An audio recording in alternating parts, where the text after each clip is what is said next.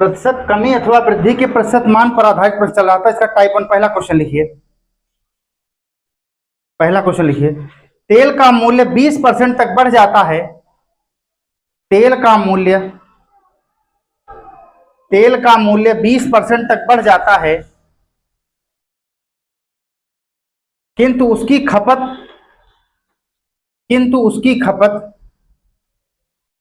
8.1/3% तक कम हो जाती है।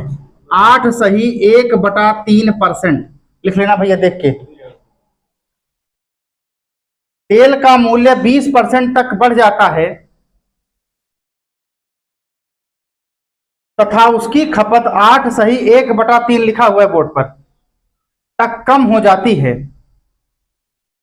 तो इस व्यय में कितने परसेंट की वृद्धि अथवा कमी होगी? तो इस व्यय में कितने परसेंट की वृद्धि अथवा कमी होगी?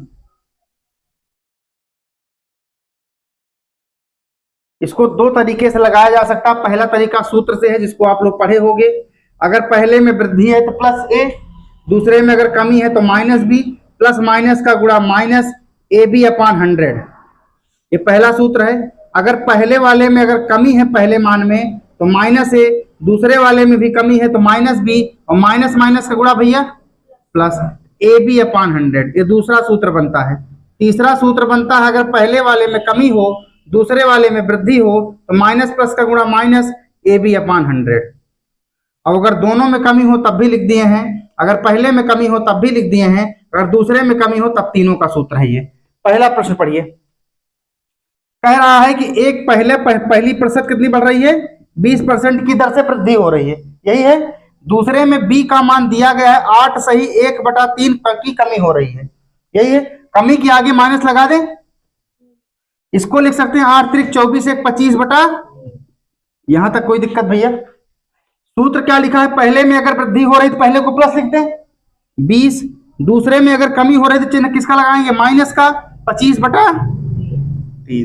अब प्लस का गुणा माइनस का गुणा क्या हो जाता है? माइनस।